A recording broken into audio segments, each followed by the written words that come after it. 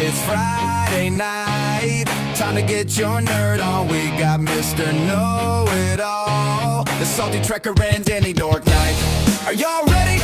Aight, here we go. If you're looking for me, you know where to find me. Cause tonight is going down. On Friday night, we have nerd fights. It's on tonight. On Friday night, we have nerd fights. It's on tonight. On Friday night, we have nerd fights. It's on tonight. On Friday night, we have nerd fights. It's on tonight. It's on tonight. Y'all know what it is. It's Friday night. Time to get your nerd on. We got Mr. Know-It-All, the SaltyTrekker and Danny Dork Night. Are y'all ready? Aight, here we go. If you're looking for me, you know where to find me. Cause tonight is going down. On Friday night, we have nerd fights. It's on tonight. On Friday night, we have nerd fights. It's on tonight. On Friday night, we have nerd fights. It's on tonight. On Friday night, we have nerd fights. It's on. Driving beat. Ladies and gentlemen, boys and girls, it's time to nerd Step fight! into the ring, it's time to brawl. Nerd fights, baby, we're geeking for all. Marvel, DC, Trek, and more. Pop culture battles, settle the score. Nerd fights, let's get loud. Nerd fights, yeah, for the geeky crowd. Nerd fights, hey, it's time to throw down. Bring your fandom, it's the hottest showdown. Who's got the takes? Who's got the heat? Mr. Know-It-All and Salty can't be beat. Let's fight! That means only one thing. It's time to fight! Beat drops out with the final shot. Nerd fights! Let's fight! I absolutely promise that come the new year, we're going to get Danny on this thing. What's up, everybody? Welcome to Nerd Fights. I'm, of course, your host, Mr. Know-It-All, and joining me, as always, is the captain of the starship, SaltyTrekker, but we've also got the man, Danny Dork Night. What's up, buddy? How you doing, man? Hey, what's up? How's my audio? Great. You sound wonderful. Seriously. Okay, super. Fantastic. Yeah. No, I mean, I don't know. I don't want to co-opt the show, so I'll just say I'm doing well. And if you guys want to talk more about stuff and catch up, that'd be great. Merry Christmas. I hope you guys had a Merry Christmas, if you believe in that sort of thing, or Happy Hanukkah, if you hope you had a good holiday season and are looking forward to the new year. But you left out Kwanzaa. I'm sure there's a bunch I left out, so there's that. Oh, for sure. Salty, you disappeared. Is there a reason why I can barely hear you? I don't know, because I can barely hear you, actually. I know. I was going to say, I think Danny's just overwhelming us. Let me see if I can adjust him. Yeah, you got Well, I'd see if the audience can let us know. That would be a good Yeah, thing. it's weird, Because when I did that show with just the two of us, and I went and watched it back, I could barely hear you. Really? That's crazy. I could be Salty. That is, I could barely hear Salty. I don't even. You haven't released the thing we've recorded yet, have you? Because I haven't seen it. If you have, No, not yet. Not yet. yeah, I didn't think so. That's fine. Oh, right on. There we go. Now I'm hearing you talk. Can you hear it better? I hear everybody just fine. But So, okay. There you go. I got you. I fixed him. You got it figured out? awesome. Yes, because I fixed his audio microphone settings. Okay. And on our side. Sorry for all the everyone's like, what's going on? Hey, Mom, I see you're in the chat. Yes, she is. What's up? And Laura says, yeah, Dave is much louder. So not sure who Dave is, but whoever Dave is, he's much louder. I don't know. Apparently, yeah. Apparently It's he's Probably. louder. I can turn it down a little. Thanks, Laura. How are you, Laura? You mean Danny? No, he's yeah, Danny should be good now. Anyways, Speaking all of right. Laura, let me say something. Since Laura Reloaded is here, I hope you're still listening, James. So, funny story. Went today to go see Anaconda. Oh man, I want to see it. Was it good? And well, I will tell you. So, Laura, Yes, tell us all about this because actually he tells a hilarious story. You got to listen. Go ahead. well, this part you haven't heard yet, but Laura Okay, Reloaded and okay. I back in the day used to make some silly like videos on YouTube, like where we were playing different silly parts, and he was like the gaming heretic, I was a drunken angel, and all that kind of stuff. And it was just really stupid and really silly. If someone were to hand Laurie Loaded and I like $20 million to make a movie, Anaconda is exactly what it would be. And in fact, I'll tell you that Laurie Loaded would be the Jack Black part, and I would be and I would be Paul Rudd. It's absolutely, that is a Laurie Loaded salty video, except with a huge budget. So Nice. That's what I'm talking about right now. I've seen mixed reviews on it, so I'd really love your actual. Yeah, the mixed reviews are full of crap. Let me tell you. Okay. The problem is, You heard him. Mixed reviews full of crap. Well, Dan Murrell gave it a great review and made me want to see it. And then Jeremy Johns gave it a shit review. crapped all over it. I was like, that's who, by the way, Salty. When I was telling you that I had seen a couple of, that's who I meant. One was like, this is just classic stuff, and the other one's like, this sucked. And I'm like, okay. The spoiler is up, by the way. So feel for anything we talk about, guys. Please understand, everybody, we are spoiling stuff. So if you're listening and you don't want to be spoiled, you're hearing the wrong show. Yeah, this movie is a wonderful. It's a satirical look at a lot of stuff, but like Hollywood production is really a big part of it. For those of you that know who Chris Stuckman is, Chris Stuckman back a few years ago posted on his YouTube channel videos of short films that he made when he was a kid. And they were these incredibly low quality, because they're made by a high school kid, silly little movies that are generally based on other movies. And that's exactly, Jack Black and Paul Rudd are two people who back in high school did that, and now they want to make a movie for reals. And so Paul Rudd is a struggling actor in Hollywood. Jack Black makes wedding videos. And so they decide this is going to be it. We're going to do this. And then they call their friend, played by Tandy Newsome, who is their friend, because these two guys know this beautiful model-esque woman. Yeah, well, they knew her in high school, and in fact, Paul Rudd and her were dating when they were in high school. Stop. Okay, see, there's some things where the fiction just gotta. I mean, Paul Rudd's not a bad-looking guy, so he's not a Tandy Newton guy, though. Let's be real, okay? I've seen her in Westworld. She's hot. I mean, I'll just say that he was they show her sexiest man alive one year, just recently, by the way. Was he really? Yeah, I feel like when you reach a certain age, that's when they're like, "Oh, we're gonna," I mean, because I have gray in my beard, I might be one of people's sexiest men someday. So it's like they're just like, "How old are you?" Okay, we'll consider you now. I'm sorry, but according to Anson Mount, who has the best hair of all time, he does have the best hair of all time. So yeah, I mean, I got pretty good hair. What are you talking about, man? Come on. Anson Mount, though. Anson Mount says I got the best hair. I complimented the man. That's right. Yeah, that's a mic drop moment right there. So me no other. We actually do not have a third nerd fighter. This is the original nerd fighter. Let's be real. Yeah, he's the OG. Danny's classic. Danny was the guy who was in this chair before I was, and so and now that he's bettered himself and become a stronger, better person, he's here like, let's show what's going on. And I'm like, all right, brother, let's do it. So yeah, no, it's good. So he's been here a while. He's not new. Yeah, we can talk about it on air, off air, but. Me no other. Yeah, I was the OG until I had I dove my life off a cliff thanks to alcohol. So I was going to say thanks to nerd fighting. He's like, no, not thanks to nerd fighting. Although I did provide several hours of amusing content while under the influence. I would say, however, all of which can be found under the archives. By the way, if you want to find some funny stuff, go check it out. He's put up a disclaimer, Go see if you have problems with addiction or alcoholism. Go seek out help, because it's changed my life for the better. However, I did just lose my job. I got laid off. Oh, I'm sorry. 10 days before Christmas, man. I know how much you liked working there too. I was Laurie Loaded with the nerd fighting led to the alcohol. Dang. No, it's rough, man. That's hardcore. Yeah, no, it was the other way around. But anyway, it's probably how we came up with the nerd fighting concept. I wouldn't doubt it. I wouldn't doubt that. This feels like a concept I'd come up with. It was, oh my God, Street Preacher says, well, that's startups for you. Yeah, no, that's exactly what it is. It was a startup, and they just hear ya. they're not gonna. It sucks. Yeah, 5 months of my life, You're 5.5 disappearing. months. You disappeared. You froze. You're gone. He's gone.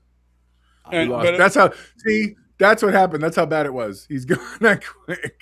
And he's gone. Oh my And God! he's Everybody's seriously freezing. Are we good? Am I frozen? You're not freezing to me. Danny's not freezing to me. I think Yeah, it's you. I think it's you, brother. Am I the one who's frozen? You're not Is that how it frozen. looks when I freeze? Can you hear me? Whoop, and there he goes. Hey, look at that. That's a dapper looking man right there. Yeah. Well, So you were saying about Anaconda. okay, so yeah, with Anaconda, so these two guys may decide to make a sequel to the classic, and I heavily sarcastic there, movie Anaconda. May I ask a quick question then? Yes. Okay, so based off of Dan Merle's thing, I decided to take his advice, and I've only seen the very, very first trailer. And I'm not going to watch any of the other trailers. And I know you're going to spoil it, so I don't really care. But if it's funny, I like laughing, so I'll probably check this out. It is funny. But my question is, so is it so? These were kids who made home movie. From what I gather, these are kids who were friends as kids, made home movies in their 20s. Anaconda came out, they liked it, and then they loved it. And then they went on their path, and then somehow they wound up with the rights to it and are making the Anaconda, which is a direct. It's a requel because they're saying at one point they say it's a reboot, then they say it's what Jack Black keeps calling it, a spiritual sequel to the original. Okay. But then they go out to make the movie and run into a real anaconda, and then comedy and horror ensue. And that's all I know. Is that about right? That's pretty good. Let me see. That was probably Mr. Know-It-All. It was. No, I don't know. Well, not on my end. Let's see. Maybe not. No, yeah. He just texts. He says, am I the one having the issues? I don't know, buddy. Come back on. Everybody said they could see everything and everything was fine. So it's probably just some weird. Yeah, I don't know if he realizes he's not with us right now. Oh, there he is. Jeez, I guess that was me. Yeah, it was definitely. It was definitely you, brother. Crazy. What happened? I don't know. I've got what's funny is all my speed tests show that I'm running at. And it's weird because now your quality is not as good as ours. Well, that's right, because he's still it's coming in. It's there. You go. Now it is good. Now it's good. Yeah, man, that's crazy. Weird. Yeah, because when you were saying, "Oh no, now he's freezing up," now he's freezing, and we were like, "What are you talking about? Everything's fine." Everybody in the chat did the same thing. Yeah, you were the only one seeing issues. That's crazy. Yeah. So back to so Danny was asking about a little bit about the story. I was confirming that what the trailer tells you is not misleading. Okay, and I've only seen that very first one. Right. And that was the gist of it. So. The comedy. The thing I do like is that this is not. Even though the snake is ridiculous, you've seen the snake in the trailer. The snake is like 1,000 feet long and as big around as a tree trunk. Right? It's ridiculously big. But other than the snake, there's nothing like crazy unbelievable about the movie overall.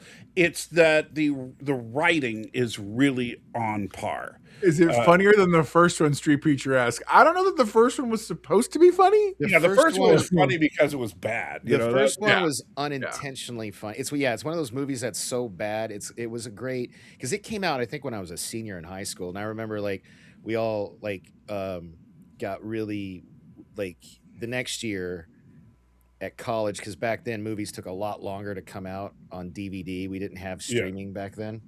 And I remember we had a big party at because I had an apartment in college. I remember we had this big party, an Anaconda party, and it was as one does. It was hilarious. No, we had a blast, but we were all drinking, and as college kids do, but it was not supposed to be funny. Yeah, it's just really, really bad.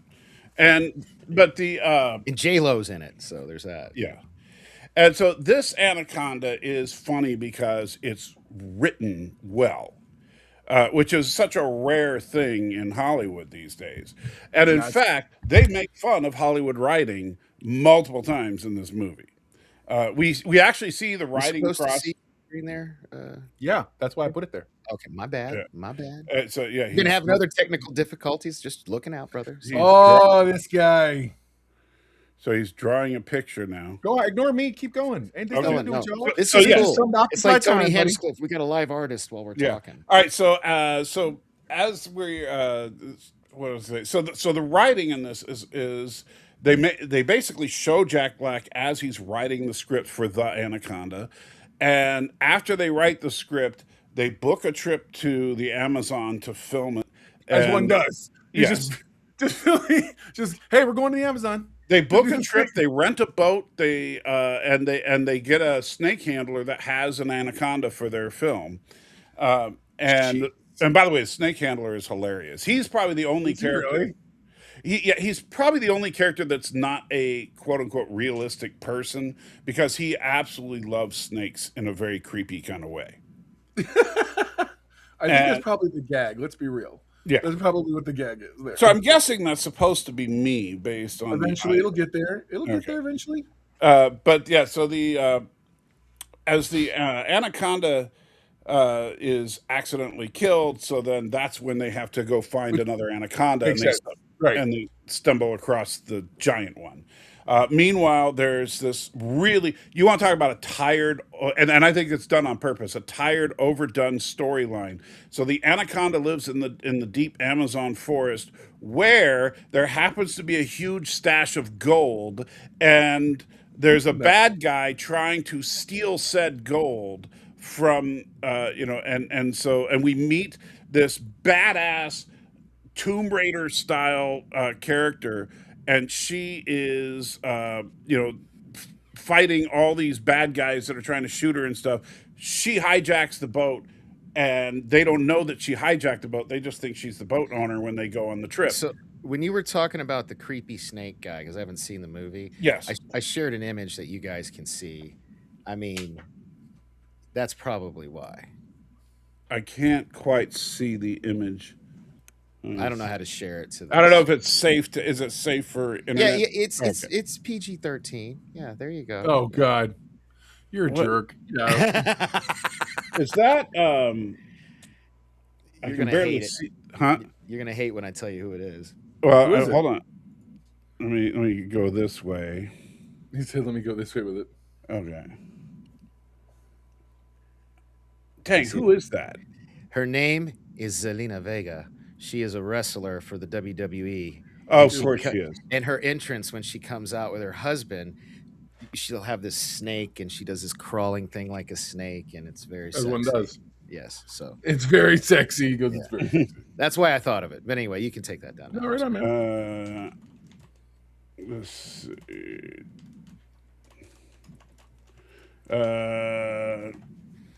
Bear with me a second. What are you Images. Oh, I So stopped sharing. I am definitely going to one up you there. What are you doing? What am I doing? Yeah. I had to look something up real quick. Okay. Why is that not okay? Am I not?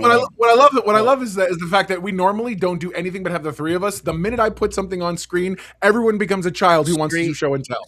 Everyone's like, "Let me show something too." Street Preacher said something pretty cool. He says Damien's dinner time, and Damien is this Jake the Snake Roberts snake. So I think that's the a reference classic. he's making. So Yeah. It's classic. yeah, you can take my screen down. I stopped sharing it. That's But I'm going to. Now. I don't have controls like I used to. I was going to share a comment. Yeah, well, we'll get there. We just, So make sure you show up once in a while. Well, now that I'm unemployed, if you're willing to have me, there you go. That's better. That's a best, best body in Hollywood history. Salma Hayek from Dusk Till Dawn doing the y'all snake. just get. I tell you what, this is what I don't miss. Y'all get derailed quick. Tell the story, man. We got stuff to talk about tonight. Like you don't. If you want to talk about Avatar, you better hurry up. We'll get. Okay, yeah. Otherwise, Obviously, I you want won't to have talk about time. Avatar. I know. We're going to talk about Avatar. And if in you fact, guys, you're going to love the way me, it relates to this movie, and in fact, I think some of the other stuff that you want. Okay, well, if you guys want to support me, check out my short. I did my immediate out of the theater reaction, the preview night of Avatar. Yes. It's my where first story Danny I've ever gushes done. Put it in the over it comments. like a little Put a link in the girl. comments. Put a link in the comments. Did he really? That's always his thing. I have to though. be He a does moderator stuff for the link to come through. I can just message it to you like guys. that. He does, probably. yeah. All right, so anyway, so there's the Tomb Raider girl who is fighting these obvious bad guys, and she hijacks the boat, and they all go on this adventure in the Amazon. Only we find out later that the Tomb Raider girl is actually the bad guy, and the guys that she was fighting were cops. Nice. And Bradley Briggs says, yeah, he didn't mind the derailing when it's those pictures. Yes. Right. Yeah. Oh yeah, that's Selma Hayek picture. I'm sorry, man. Nothing like bestiality or the implication thereof to make it all sexy. Yes. All right. So hey, Jay, or Johnny, Mr. Know-It-All, I just emailed you that link because I can't put it in the. I'm not a moderator. Yeah, that's fine. Thank you. So they go on this zany adventure. Meanwhile, and this is what I like that. Yeah. Here's a funny, and this they don't really show in the trailer, but meanwhile, what Sony Pictures, which is it's funny because this is a Sony picture, just to make that clear. But in the movie, Sony Pictures, who actually has the rights to Anaconda, not Paul Rudd, and that's a whole thing. Okay. And so Sony is making a reboot of Anaconda at the same time that this is going on, and Hey Anthony. One of my biggest and they bump into the film crew on the Amazon that's making the new Anaconda movie, and two things happen that are really first of all, when they first go by and they're like, wait, you're making Anaconda, you mean like, and she goes, yeah, because we're Sony Pictures, and you're like, but why are you making Anaconda? And she's like, yeah, I know, no new ideas in Hollywood, right? That makes sense. I see that. I can totally see that. And then later this is a kind of a spoiler, guys, so I'm sorry, but it's so good. So they find the set where they were filming Anaconda, and it's been completely wrecked because the giant anaconda has basically destroyed the set and killed everybody. And yeah, and so they're like looking around trying to find survivors and stuff, and then they look and they see the anaconda coming at them, the giant anaconda that's like a kaiju, and all of a sudden like flares start exploding around the anaconda, and it's like freaking out, and the anaconda's driven back, and you see this guy in the shadows shooting flare guns at it and being a complete badass, taking on the anaconda. And he turns around and in classic Hollywood style pulls back the hood to reveal it's Ice Cube. Oh, Ice Cube is in the movie? He was, yeah. Oh, nice. Does he get killed? Does he get the panel with the Dark Knight? Yes, we do, sir. You are absolutely correct. Thank you, Anthony. Then they're trying to figure out how do they kill Does he get killed? Come on. Does the Ice Cube playing Ice Cube? Ice Cube is playing Ice Cube. It would only be better if he was like, it was like that scene from that one shark movie with Samuel L. Jackson who like gets. That's what I'm saying. Like, does he get killed? You can tell me. Tell me, please. No. He survives. That would have been funny as shit. But the thing is, you don't really know where he is because the last you see him, he's like, I'm going to go get that anaconda. And he puts on his robe and he goes into the jungle. We never see him again. Oh my gosh, that's awesome. So if they ever make a sequel to this, he could still be in the jungle fighting giant snakes for all we know. I can totally see that. But yeah, I could absolutely see that. That could be a movie on its own. Yes, just Ice Cube fighting snakes. So snakes in a jungle. That's what I hate you so much. I knew you were going to go there. Something said he's going to go there. Yeah. It's going to be snakes in a jungle. Yeah. So they're asking Ice Cube because they're trying to figure out how to kill the anaconda, and Ice Cube's like, "Well, we got all these pyrotechnics for the movie," and he goes, "Great. What was the plan in the movie?" And he goes, "Well, I don't really know. We didn't get there yet." And he goes, "Well, what did the script say?" He says, "Well, they haven't finished writing it yet." Oh, that sounds like, so Hollywood. And he's like, and Jack Black is like, "What the hell are you doing? You started making a movie before the script was finished?" Meanwhile, it's like half of productions in Hollywood are doing exactly that. Right? No, like that sounds really, because these are the same guys that made the Unbearable Weight of Massive Talent. Yes. And I love that movie, and that movie was super meta. So I would imagine this one would have moments. This was a really meta film But because basically it's a group of people making a film inspired by a movie while the sequel to that movie is actually being made. It's like this is not a sequel. It made as much as everybody in the crew got eaten by. Well, yeah, it's true. It's the funny thing is it's not a sequel to Anaconda. It's not a reboot of Anaconda. Right. It is a sequel to the behind the scenes footage of Anaconda. That's what this is. That's good. And it is absolutely. In fact, okay, my wife very rarely laughs out loud during a comedy, right? Okay. I mean, she'll chuckle and smirk and all that, but she doesn't like ha ha ha laugh, right? Right. She completely lost it.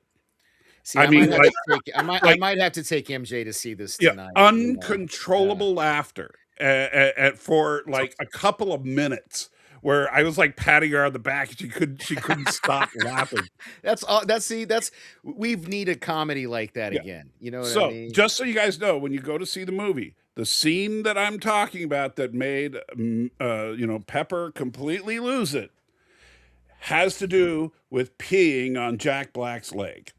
I mean, I feel like that's a given. I would, I'd laugh. Yes, I would laugh. So there, and it's really, I mean, it is really funny. But there's so much going on when they're trying to, because Jack Black gets bitten by a spider. They figure they got to pee on the bite in order to keep him from dying. It's like this whole thing. And then why? Yeah. And it's like, so, Paul Rudd's like, well, I'd do it, but I'm completely dry right now, and so then he goes, hey, to Tandy's character, he's like, hey, why don't you do it? She's like, I'm wearing a onesie, and so she's like, I can't do it. And so that leaves the one other guy in the film crew that you've seen, the guy with the mustache. I can't remember the actor's name. Oh, Steve Zahn. Yeah. That leaves his character is just a complete, he makes you look normal, Danny. So I'll take it. Yeah. All right. What is ultimately your score for this movie? Gosh, it's a tough one to score. Because if you had to put it on Criticless, what would it be? Okay, if I was putting it on Criticless right now, I'd probably give it about an 89. So that's most excellent, right? Yeah, it is probably the best. Oh gosh, no, maybe not. I'd say it's like right there with Naked Gun as far as best comedy of the year. All right, man. Really? Yeah. That's by the way, that's what Dan Merle was saying. Yeah. He was saying that it felt very much in that Naked Gun sort of. That's exactly like. But it's not. Well, that's the thing. It's not a Naked Gun style zany movie. Right. Yeah. That is what Dan said. And between you and him, you've sold me. I'm taking my girl to see it tonight when we're done. Yeah. So I absolutely, absolutely recommend it. There you go. And so and like I said, the thing that really makes it work for me, at least, is it's really well written. Right on. And like, think about great comedies like the Ghostbusters, for example. Why does Ghostbusters work? Because it's so well written. I'll go with that. And so anytime a comedy, and actually to me, that's actually a good comparison, because Ghostbusters threaded the line with comedy with a slight horror, and I feel like this movie has that too. Does this movie have some kind of horror, like jump scares? I bet it does, right? It does have a couple. I think by virtue of what it is, it does probably, right? It's not but I mean, because you can't help not use the giant monster. It's a creature feature. It's an old school creature feature. But I will tell you, this movie does not take itself seriously. So there's no like serious horror moments. There are some jump scares, but it's not like serious horror. As a fellow Photoshop user, I actually appreciate you doing this. I'm finding this fascinating watching you. Are you really? Yes. I appreciate you, sir. I appreciate you so much. I'm just messing around. I figured I'd have some fun tonight with something. You know what I mean? Yeah, man. Hell yeah. Oh, but you know what? You're definitely gonna have to draw some images of us when we're talking about Avatar. That's exactly what right now I'm doing. I know he's going to be all about it soon, so whatever. Did you see my short? Did you see my short? Absolutely, yeah, dude. Okay, I sent the link. I also sent the link out. So what I had really wanted to get into a little bit today with you guys was a little bit about the two things that are currently happening as a giant like Zeitgeist thing. The one is, it's funny because it's quiet until after it's not, which is Fallout. Everyone's like doesn't talk about it till it's done, but then Fallout's amazing. Like Fallout is stupid good. Okay, I would love to talk about Fallout because I'm caught up. Right on. I'm Okay, cool. Okay, I haven't seen it, so I'm gonna just kind of sit back and I don't think you No, would you're like good. it, Salty. Knowing you, I really don't. No, you know what? I saw the first couple episodes and I liked it. not I bad. just Not didn't. I just never got around to finishing it. Okay, well, it's worth it. I didn't want to finish it, but my girl was like, "Please." And then over the holidays, I watched episodes 1 and 2 with her and her daughter, and it was a great holiday watching. Let me Fun family movie. Family, yeah. You know, then especially at the very end there. No, Yeah. I never was exposed to the games ever, and so for me, this was a whole brand new either. experience. And because of this, I got into the games. I actually downloaded my PlayStation, the New Vegas, and I got some other stuff. Maybe I should, because the whole cool thing about watching it was with Zoe, my future stepdaughter, is she's played all the games. So she's pointing out all these little Easter eggs. Apparently, like the dinosaur in that one episode was a big deal, and she kept pointing stuff out, and that was actually really cool. I love watching. You know what I mean? Because I've never played it, and I'm not annoyed the giant radiation crabs. There's scorpion, the rat scorpion thing. Oh my God, they're great. No, when the first one came out, she goes, "Oh, Mom, wait till you see these things are bigger than humans," and we're like, "What?" And then the big one comes out. You know. So for those of you playing at home who aren't necessarily watching this, it's very simple. Fallout is exactly what it sounds like. It's based on a video game, and in the video game, it's sort of this neo-futuristic world where nuclear war happens. Hold on, here's the perfect description of Fallout. Go for it. What if a nuclear war happened at the end of the Fantastic Four movie? That's not bad. That's not bad. That's actually not bad at all. It's pretty good. Because the aesthetic it's real. is very. just like, it's very much like Fantastic Four. Yeah, it's very that. Yeah. And I know that they've got like everything from the robots to the zombies and ghouls and stuff. Walton Goggins plays he plays the ghoul, which is amazing. Walton Goggins is like, I would compare him to a wrestling heel. When I Sure. say I don't like the guy, it's not that I don't like the guy. He's just really good at playing a fucking scumbag. Yeah, asshole. dude. Oh, he's wonderful at that. He's really good at it. Yeah. Sorry. Yeah. No, those of you who are watching on the Mr. Norrell channel, we're going to be a little colorful, but that's why we do this at night. So don't worry, you're good.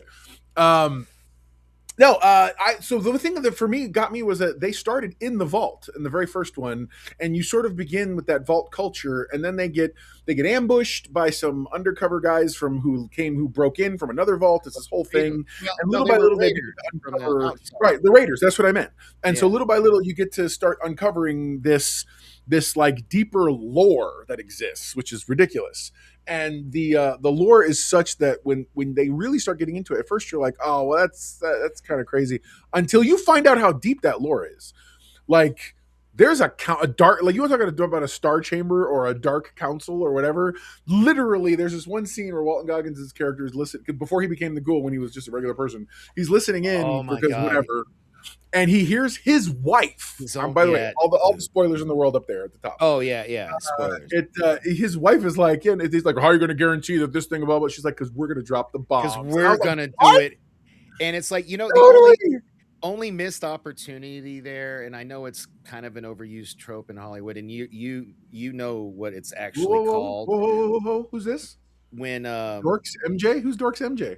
That's my girl. Hey, that's what I thought. Yeah, we just celebrated our 1 year a couple weeks ago. Hey, good stuff. But you haven't put a ring on it. I had to put her up front and center. We actually both wear the exact same ring. It's kind of a promise ring because. Yeah, but I mean, what's the real deal? Well, I don't think she wants me putting her personal info on blast. Let's just say I can't legally. There's the guy who's like my future stepdaughter. Like, come on, man. No. She's still technically legally married. We have to work that out. Yeah. But they've not been. I thought you were going to say she's years. like legally your sister or something. Now hold on. Now it feels like a Danny episode. If there's drama or things we shouldn't be talking about, it's a Danny episode, baby. Right. I love it. Let's go. I did want to say though, in that scene where he's listening and he's got the earbud in, so it's on her saying it, and then they cut to him. It should have been, what's that shot called with the Jaws? Yes, it should have been that. Totally. Oh, it should have been that. It totally should have been that. Because that would have. I mean, his facial expression was good enough, but that would have been a nice little extra bump. to it. That would have been nice. Yeah, man. So just to be clear, so you're talking because with season the episodes I've seen are from season 1. Sure. So in season 2, do they start at the vault again? Then is that what you're talking about? Or No, are you talking season 2 they do a bunch. Do you want me to put this? Do you want me to put your screen up, flashbacks. by the way? Salty, you want your screen up? What, my screen? Yes. Do you want the screen you've shared up? Oh no. Okay. I'm sorry. I was just looking stuff up here. So Yeah, you're good. that's just the Amazon Prime page for all. Damn, street preacher! It's not adultery. In fact, her which should be ex-husband. This guy, married. street preacher. Yeah, he's being terrible. God. I was going Can to you share tell the he missed you? You guys, can you tell give he me missed you? permission? Are we really going to get into the definition of adultery here? Is that what we're talking? No, look, I know we're simulcasting on Exposed. He can talk about that there. Okay, Have a whole fair enough. conversation Fair enough. about Fair enough. Fair enough. Fair enough. adultery. Yeah. We got to keep it family friendly. With special guest Danny Dorknight. How is he a special guest when he's the original guy that came up with the No, concept? I'm talking about an Exposed. When he's on Exposed to talk about adultery, he can be. Here we have the adulterer. No, no, that's not. What? No, that's bad. Okay, well, hold on. Have you in fact had sexual relations with that woman? I plead the fifth, man. Come on. Yeah. So the answer is yes, and she is, like, as you said, legally married, and so I'm waiting for her to show up and slap you right now, bro. Yeah, I know. She's so pissed at me right now. I bet. I think that's a fair statement. Oh God. I think. Anyway, back to Fallout. Back to Fallout. Place. Just keep it focused. Yeah, tell me about it. I hate you both. It's too much. Love you. Merry Christmas. And I hope So MJ, if you're listening, we're just giving Danny a hard time. No, she would not be the adulterer, Lore. Adultery is actually having relations with someone who is married. So they start out with a little back. In the season 2, it's more like we find out how Maximus, how what was it called, Shady Hills or Shady Grove or Shady Shady Sands. We find out, like, we see what happened and how that got new. So it starts with a bunch of backstory stuff, flashback. Yeah, she's mad at me. You see that? Sorry, everybody cut it out. Everybody knock it off. Yeah, we not want his inaugural show being here from the beginning to be like, don't do this. Don't do this to the man. Yeah. Oh, Baby, I'm going to take you to see Anaconda tonight. I'll make it up to you. Cut it off tonight. You're good. Yeah. Before I got to cut you off. No more drinking for him. Street preacher, I mean. No more drinking for him. All right, continue, sir. Will it get nuked again? I was just saying, like, they did another flashback. Yeah, we see it get nuked. We see it get nuked in this. That's the part. So we knew that last season. The one guy, the night kid, we found out that he was from that place that got nuked after the fact. So like 100 or so years after, people were rebuilding. There was a full blown city and community, and you find out that it was Crazy's father who detonated on him. And I'm like, that's insane. Yeah. So I don't know anything about the games, but the setup for season 2 makes me really everybody pause. Everybody pause. Sad. Preacher, stop helping, please. Wow. And now Danny's catching up. Danny's like, wait, what? Like, oh no! See, you should put that on. Guys, give me the permission to do that again. What do you want? There, that one. Yeah, I will take her to see Anaconda tonight. No, read that carefully, Danny. Oh, she gets that every night, dog. Yeah. Come on. As I said, adultery. All right, welcome to the boys' club. Okay, I don't care who you are. Welcome to Nerd Fights. We don't call it Nerd Tea Time. We call it Nerd Fights. Let's go. Let's go. Anyway, but what was there was another one. What was the other? They had another flash. They did more Walter Goggins stuff. They did more flashbacks with him too. Yeah, It was a flashback heavy first 2 episodes. It was. You see, what's his nuts? The guy, the dad. You see he was like, he makes it all the way to like a Vault-Tec like lab and puts a suit on and leaves a message for somebody and starts experimenting on rats and stuff. And I'm like, what? And he just it's business as usual for him. And I'm like, okay. Now, total psychopath. They've set him up as like So far, Yeah. he's like the most hated. Like, I want to see him die. Like, and I that's, want to see, it's going to be so satisfying. I hope yeah, to God that we get something from him. yeah. But apparently, Macaulay Culkin is going to be in this I season. heard that. Yeah, he was on one of the Are top they going to shows. leave him in the vault by himself? No, he's supposed to be a part of some the group we met at the end of episode 2. The Commonwealth. No, like the God, I wish I played the game. It starts with like Kaizen or Kaisers or Kaizen. That's what we're just talking about, Darren. Darren, hey, hi, by the way, Darren. Yeah, it's literally what we're talking about right now. Is the first two the Norm story when he wakes up the junior executives and everything else. Like, yeah. that's the greatest. It's so good. And then, and now they're all out. They get out on the air duct and yeah, they're dude. I love the fact that he's like, I'm 200 years of I'm a super manager, and they're all like, okay. Yeah.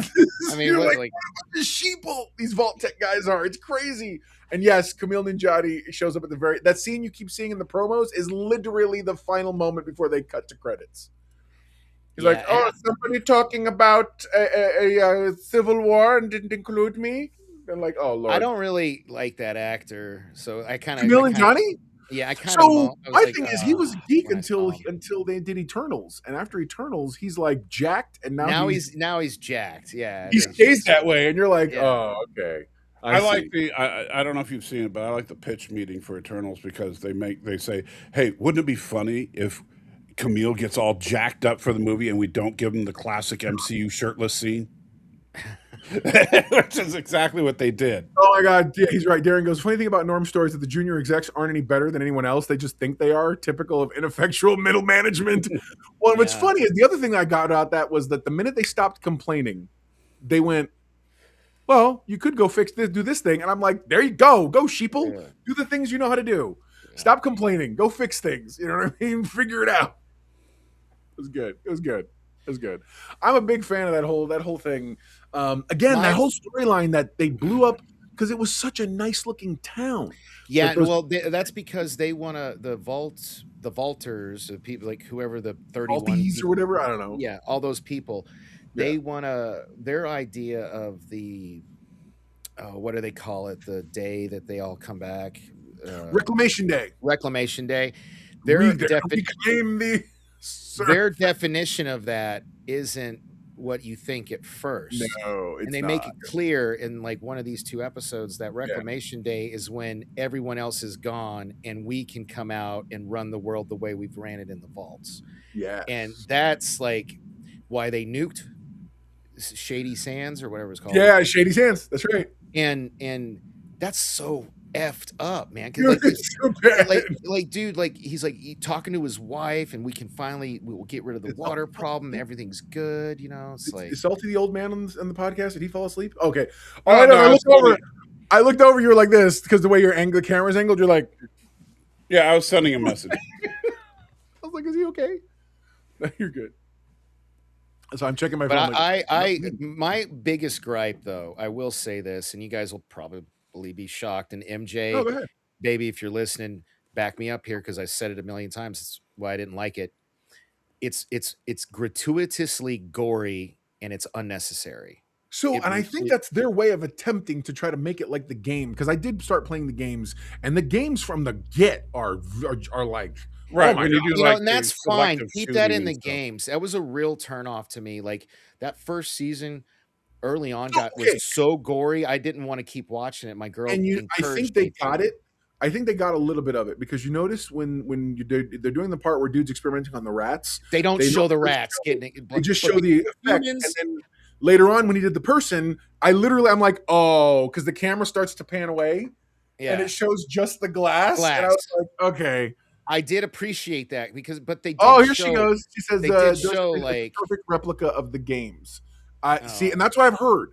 That's what I've heard from a lot of folks too. So that's why I wasn't against it, because that makes sense. Here's my thing. It kind of reminds me of the argument a lot of nerds were making with the MCU.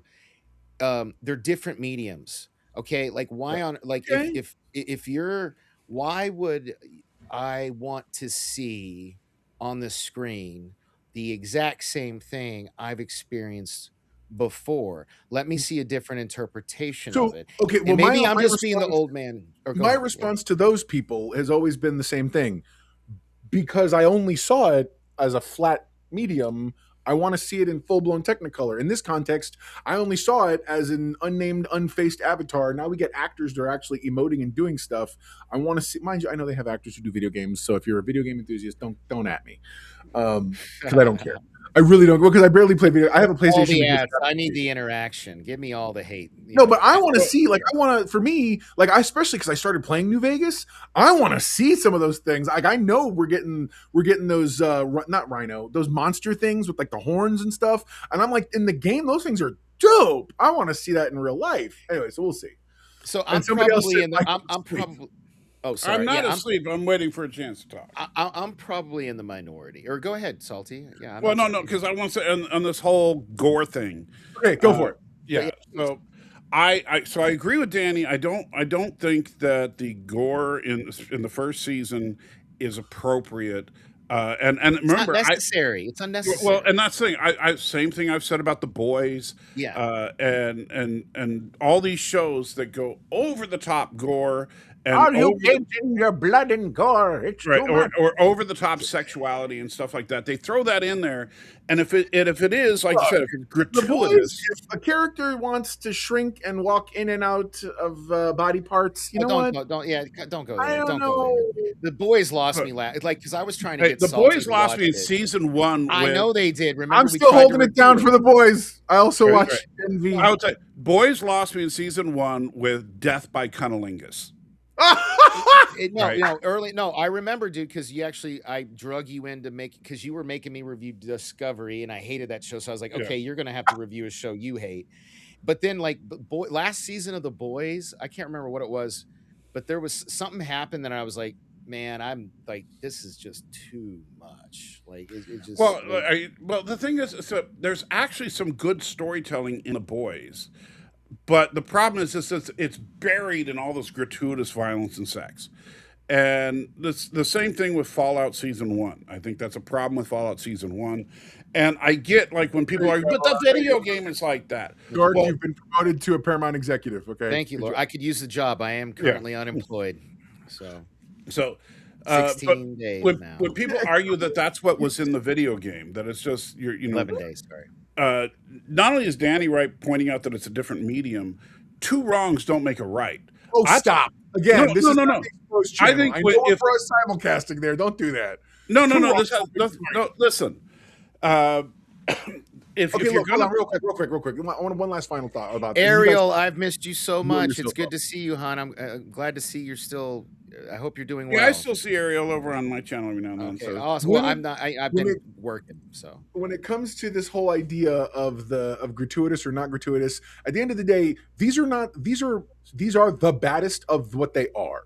If you ever read The Boys comic, and I'm not saying it has to be like the story jot for jot, line for line, but the point of it is the nihilistic vision of superheroes that were man-made and sort of that whole thing. So likewise, you come to this thing, this is a world that is not just the result of nuclear winter, which is horrible by in and of itself. It's the fact that it was created by corporate America, because it was, and then executed, both literally and figuratively, by corporate America. And then the people under the ground are the ones who have been brainwashed, while everybody on top, you cannot get up, because if you try to, they're going to blow you, they're going to take you down again. So at the end of the day, how else should give them out cookies? You literally sound like the female lead in this show. You're like, well, okie dokie, we can't be hurting everybody. First of all, that's not what I'm saying. You're talking about Lucy. I hate Lucy, that dumb bitch. I was yelling at the TV. No, I'm sorry. I was yelling at the TV. MJ will back me up. When we were watching the episode, I think it was the second episode of season 2, where they hear a woman scream. I love the fact that you just stopped sentence. First of all, Laura, if you don't believe that I hate Discovery, just go back and watch. What do you call them? The archives, or what? Do you call them? They definitely archives. You got go watch. I quit the show over Discovery. I literally. Oh my god! Like, you're getting sucked in, right? You're getting sucked in anyway, right now. So you gotta watch out. I love Lore. He will suck you in, and I'm like, bro, there's a space. They're walking by a building. And they can hear you the link. Laura, Yeah. I can send you the link. You can jump in, and you and Danny can just nerd fight it out. Oh God! Like, Oh man, I don't know about. Well, we'll be here for hours. But the scene. So Mr. Know-It-All, the scene where they're walking past a building. Yes, this one, Street Preacher, and he says ignore it, and she won't do it. And I'm like, why did he follow her? Because now, because he realized this her father being who he is, he didn't know who he was. Dude, I'm like, you her dumb father bitch. being who And he then is the exactly. Her father being who he is the closest thing that he's gotten to finding someone who's in a position to know something about his family in 200 years. Which, by the way, that's funny enough. The hardest thing I have, I believe, is that you're telling me that in 200 years you ain't come this close to finding anybody. Well, how long was he in the dirt though? Because when we first find him, I don't know. They don't really. I don't know. Bubba Gump pulls him out of the dirt. Yeah, so that one. Right. But no, I just I got so pissed. I was yelling at the screen. I was like, "Don't do it!" And then she gives the bitch the stem pack. If I was the ghoul, I would have shot that bitch in the face. He slit the other dude's throat. Just shoot that bitch in the face because Lucy's gonna do what she thinks is right. And it's just she's so irritating, man.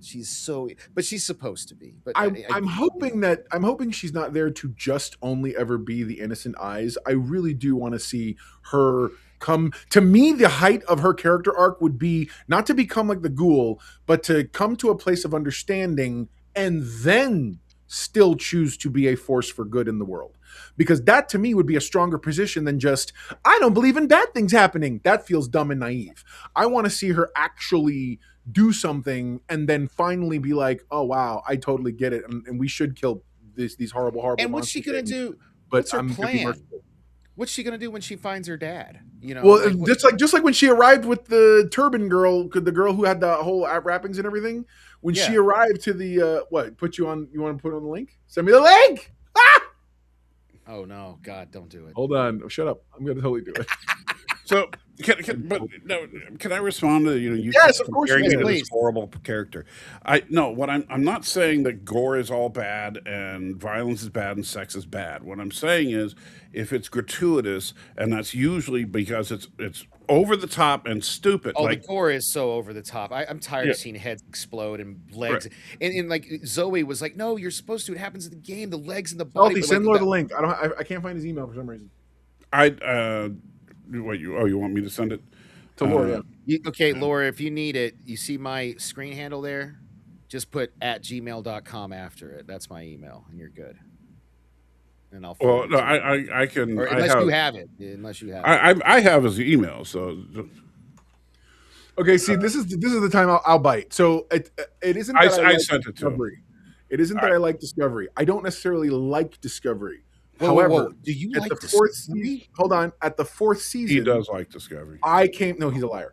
At the fourth season, like a normal person, I came to the understanding of what they were trying to do.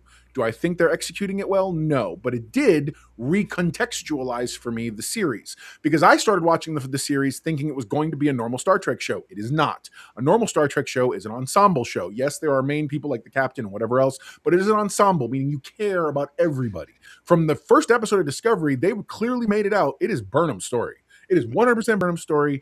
You should not care about anybody else, though once in a while they'll throw someone in your face and make you think you're supposed to care about them. But it is her story. By the end she's a bad character. On Michael, I don't know. I both agree and disagree. I think she's a character. I think people just are inherently one way or another. That's like saying Admiral What's-His-Nuts is a bad character just because he's sitting here taking over the ship and whatever else, and he just changes things up. I'm not him. Captain What's-His-Nuts. Anyway, go ahead. What's up, man? Okay. I didn't want to be rude. Trying to get better at this. Look, two things, if I may. Salty up here said it best. Everybody knows my name. That's okay. You said it best when you said what made the original series so good. You had science fiction writers writing science fiction stories that had these characters from Star Trek, and now what you have is people trying to make remember when you went on this rant? I thought I wanted to clip that out. Gilmore Girls in space. Yeah, I wanted to clip that out because you summed that up perfectly. That's are we talking about Starfleet Academy?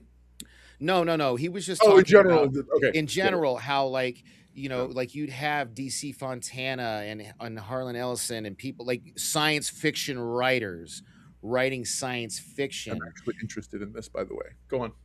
that could have been anything, but they put it in the world of Star Trek.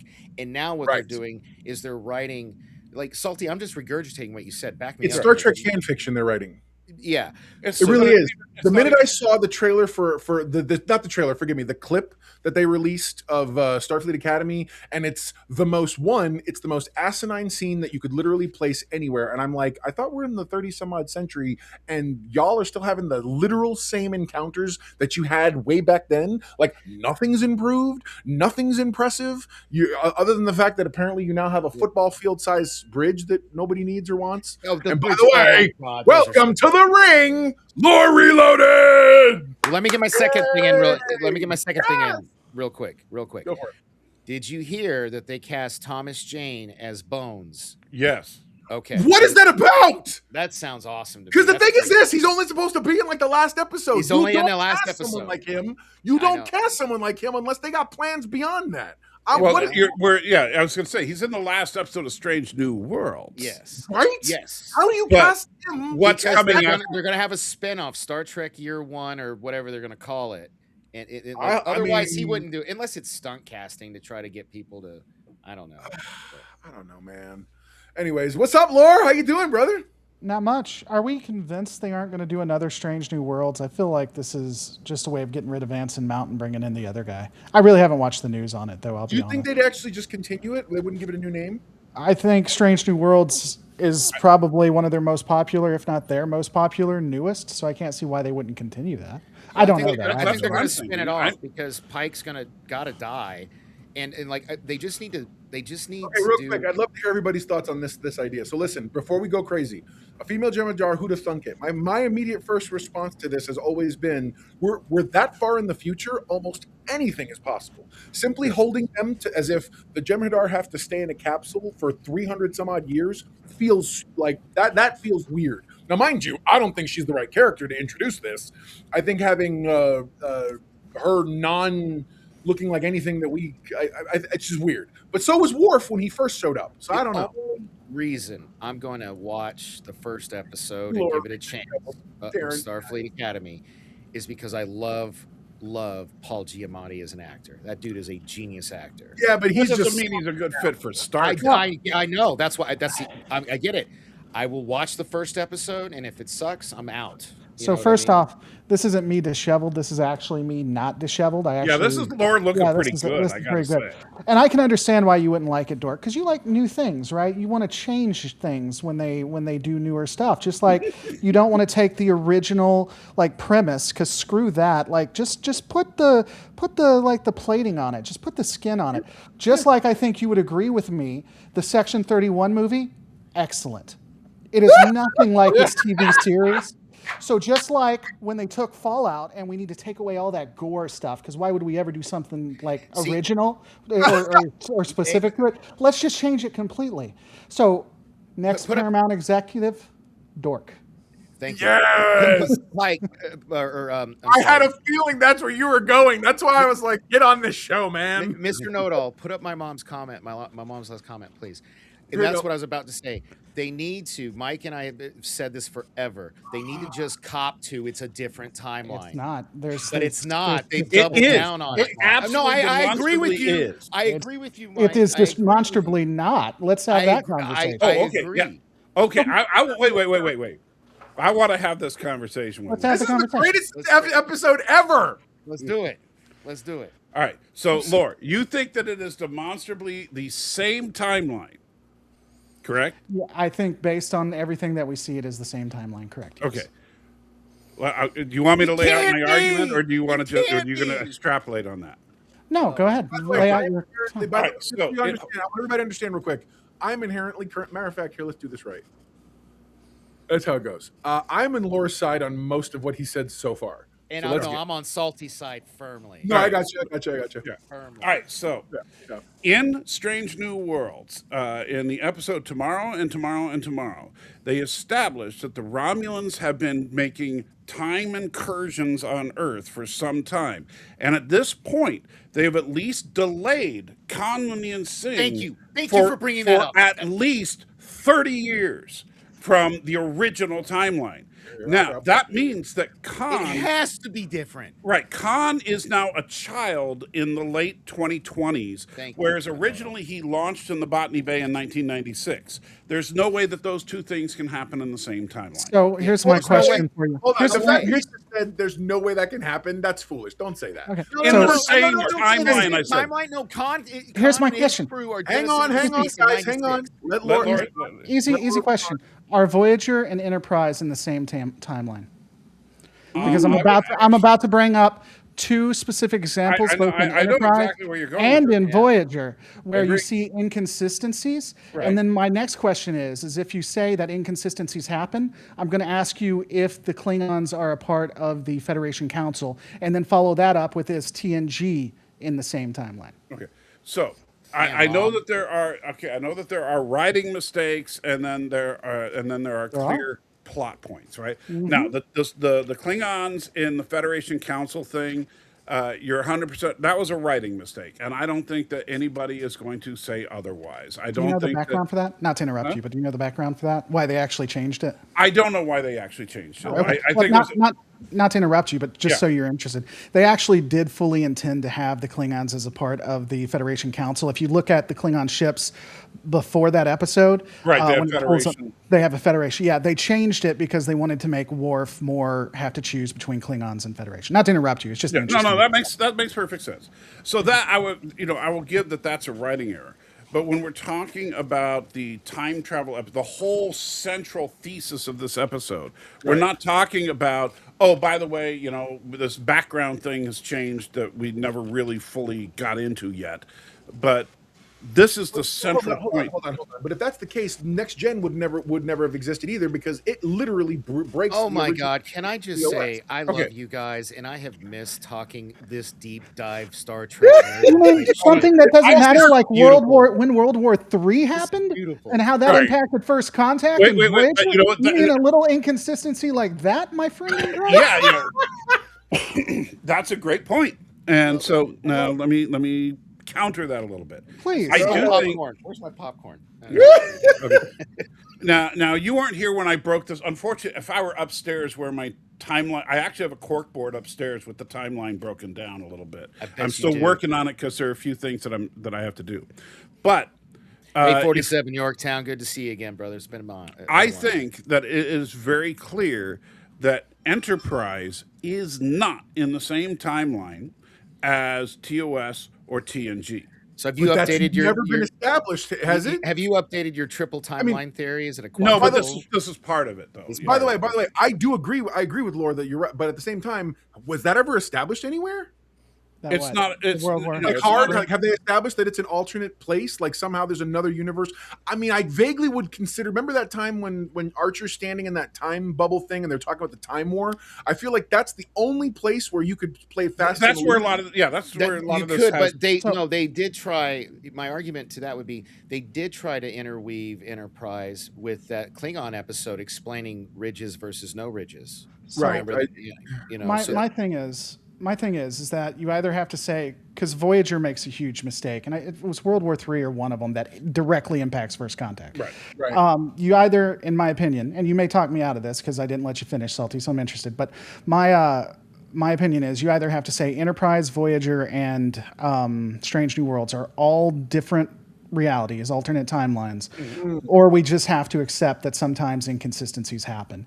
The only thing I would say with the Strange New Worlds thing is that directly involves. I have a Star Trek channel. Why am I forgetting what the name of them are? The Time Police. Or they could have went back and fixed it, kind of like they did in Enterprise. But the that's Federation TVA basically. yeah, but that's with that's doing work for the writers. If I'm the being thing honest. Daniels was a part of, right? Yeah. But and that I agree 100% that that's a problem, and I think that that's something that should be addressed in future storytelling as to why some of this stuff has gone on. But I will argue that yes, I think Enterprise and Strange New Worlds are in the same timeline. However, I do not think that timeline includes TOS or TNG. Great question. Now, Street Preacher asks, will it be the same timeline of Strange New World just dovetails into a remake of TOS? Well, that's the only way they could do a That's remake. what I think they're going to do. Yeah, no, I think it's going to be year one or something like kind of like Batman Year One, and I think that's why they're introducing Bones. Right. I think I have a better title. There is a Sulu casting also for the same episode. Yeah, Apparently there is. Yeah. They're showing up. So both characters are going to show up. But again, you don't cast someone like Tom. I know Thomas Jane's not like an A-list guy today, but like he's a name, he's a face. Dude, we know. You don't cast him. I love Thomas for him Jane. just to be a walk-on, and that's it. He's the best Punisher, on-screen Punisher we've ever had. But I like him. And I'm not even talking about the movie. I'm talking about that short film I went crazy about. Remember that, Mike? The Yeah. You're funny. But no, I think. Well, first of all, better title for the original for when they do the new version of the original series. It's very simple. You rename the original series as Star Trek: The Original Series, just like we have Star Trek: The Next Generation, Star Trek Voyager. The first show that aired in the 60s will be retitled from this day forward Star Trek: The Original Series. And the show that comes out with the new cast after the end of Strange New Worlds, we just call Star Trek. Boo. No, I don't mind. It's elegant. It gives people a place to say. Everybody calls it TOS We anyway. already call it TOS. No, you're right. I think that's already a thing. What's your thought, Lauren? Or TOS, as it's known. Yeah. I think Nobody calls it TOS but you. You are the only person on planet Earth I've that heard it. says TOS. I've heard it. I've called never TOS. heard it. It's always TOS. No, TOS, You also- yes. But you also Lauren think- says not TOS, but TOS. But you also think that if you have an original work, you shouldn't use what's in the original work in the remake. So you and me are always going to disagree on things. So Really? yeah, kind of. Well, why wouldn't Dork. you? Me and Dork. I'm making But a why joke. wouldn't you? Why wouldn't you do that? That Why wouldn't we disagree? What? No. Why wouldn't we? Why wouldn't we reuse? Why wouldn't we use? I'm sorry. Those are No, great. you're misunderstanding what I'm saying. I was trying to pick a fight with Dork. What Oh. I'm saying, I do agree with that. Okay, I was just trying to pick a fight. No, I got you. No, I think it'd be interesting. I think it'd be fine. You'd obviously have people mad, but they're going to be mad regardless. Laura, I don't take the bait as much as I used to anymore now that I'm sober. I'm sorry. I got you, No, man. he's Everyone has. masturbate. Yeah, that's what I'm saying. Everybody has a weakness. Don't worry. There is a chink in your armor somewhere, and I will find it. You don't have to worry about that. How do you Hey, think- that's racist, buddy. Yeah. How do you think? How do you think I have There are no 130,000 Asians. subscribed, man? That's all I do. So here's my. We can talk about that if you want to. But going back to Strange New Worlds Okay, not being in the this same is thing. the ultimate inside joke right here, and only a few people out there will even get this. But this goes to a guy named Alexander who made up the yellow timeline that was all about urination. Yeah. Oh, and we lose lore. No, I think I'm here. I'm here. Okay. It's rough. Okay. So anyway, what were you saying, Lauren? He had to pick his nose. He didn't want to do it on camera. I was doing something I can't do on camera, correct. No, I was, so, I mean, when it comes to timeline inconsistencies, like, I just did a Google search, and there's like 20 timeline inconsistencies, including something from Wrath of Khan. So when it comes to that, that is not actually, everybody knows the Wrath of Khan one is Chekhov. I mean, Well, come on. do we know is the Facts. new Khan podcast series like canon? I don't know. Is it out? Have you listened to it? I I've don't listened- care. I listened to the first episode. It sounded I didn't interesting. know it existed. I had no idea. Yeah, It's they new. put- It's yeah. like it's just audio. It's like Yeah, but it's an audio drama, full produced drama with sound effects and actors and it all that. reminds me of like back in the 40s and 50s when they did the radio shows. It's Or like if you that. remember when Star Wars did a audio drama version of some of their stuff when they had the actors and stuff, it sounds nice. So anyway, yeah. It'll never be on my channel. I can tell you that for a fact. That sounds silly. I don't know. I mean, so they use Which con clip- is it? Is it the 96 con or the 2026? I think it's the kid grown up. I think it's because it sounds very much like they used a kid, or the idea. I think they carried that Right, idea. but from which Strange kid? New World. Because this is No, the Strange New Worlds kid. The Yeah, Strange- exactly. So it has to be a different timeline. It just right there. Has to be. It's instant. I mean, who wouldn't? Romulans I mean- could never cause Okay. time. But it can't be because they're not using they're changing the original stuff, which makes it better, right, Dork? Anyway, no. So if it's here's the thing. So if you say it's okay, no. it's okay. to change stuff. I love Strange New Worlds, but the problem is after a few episodes, it's like this cannot jive with the TOS timeline. it's got to be an alternate timeline, but they keep trying to force it into that. So I just want you to pick a lane, man. I'm not against, I'm not against weaving into old stuff and everything's got to be new. It's just got to make So, freaking sense. so my thing with it is that everything is just, with the exception of TNG, DS9, and Voyager, in my opinion, everything is distinct from everything else. Like Roddenberry wanted TNG to be distinctly different from the original series. It was like a remake of the original series. Like there's quotes out there. He didn't directly do it. The writer said it, so it's who you want to believe. But TNG was supposed to be like the original series. He was just doing a remake of it, right? And I would argue that TNG is distinctly different from the original series. Like to the point you could argue that the original series is in a different timeline than the Next Generation, right? So that's why those kinds of arguments aren't. Years? What's the I'm difference? How long time frame is it from TOS canonically speaking? 80 some odd years. Yeah, it's 50 to 100 years. It goes from the mid 23rd century to the beginning mid 24th. Well, Bones is a little over 100 in the pilot episode, right? Yeah, I think it's 136 or something. 136. I actually, in my Stardate video, I actually did the math on all that, and it actually works out. Oh Yeah, my so God! it's Don't get him 78 talking years. about the Stardate video. According to Darren, it's 78 years. 78 years. That sounds right to me. Yeah, that sounds right. So I guess my thing is like, is there anything else, or is there a deeper like conversation when it comes to the issues with the timeline that makes them different? Because if you look at it from a standpoint of all the other series, it's just as consistent as any other series, in my opinion, except it now has a liberal bias versus a neutral to conservative bias. Or that whole America in the 60s where it's very pro, Cold War, us, yay, strong us. Right. Versus other I'm not a nonsense. huge fan of where they went with the new stuff, just so you're aware. I'm just trying to have a conversation about the timelines themselves. No, but I agree with you, because when you stop and think about it, there is a hope factor that existed that we've lost. I think anybody who argues otherwise is a fool. Okay, and I feel like there's a world in which we have to be able to sit here and say, okay, this is what's this? You need me to play this? You got this? You're such a weird. It's going to be something attacking me. More Watch. vessels moving Yep. into range. On screen.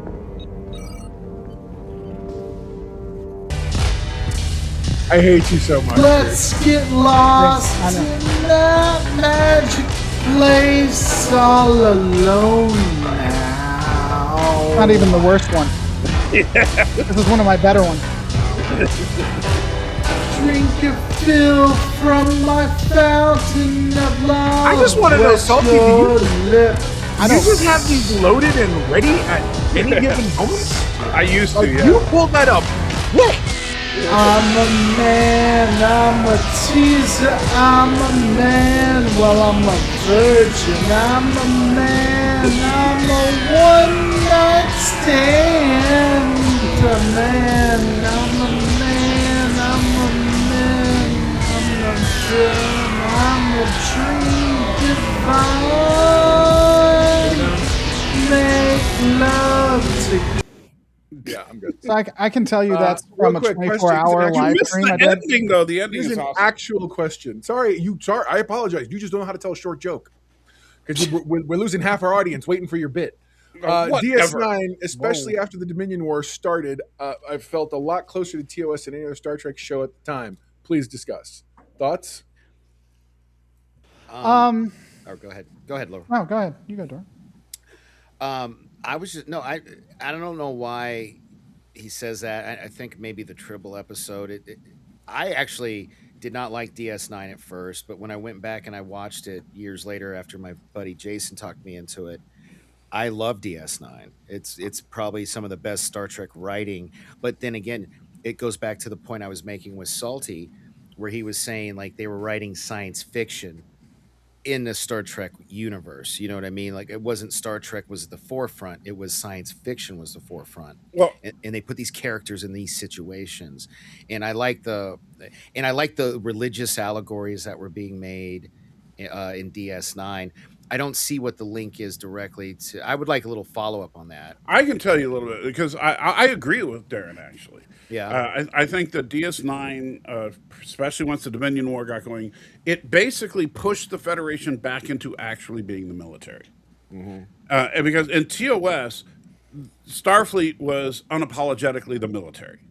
And then in TNG, all of a sudden, military became a 4-letter word. Well, and they retcon that in Star Trek 6. They give you the reason Right. why that happened. Well, I do think, but you see, and I think the way that it works within the universe is pretty simple. In Star Trek 6, Starfleet is demilitarized, and then because of the Borg and the Dominion, they are remilitarized, and we see that process in Deep Space. Exactly. No, in Ariel's got it right here, but DS9 Dominion War was a war. You know what I mean? Whereas what's funny is it was more a war than I would argue, and I'm not trying to pick a fight cross fandoms, than Star Wars wars have ever been. Star Wars, we never see a war in Star Wars. You never see a war in Star Wars. I think the one time is in we see a couple of battles, but battles, right? Yeah, but you're right. It used to be called Star Battles.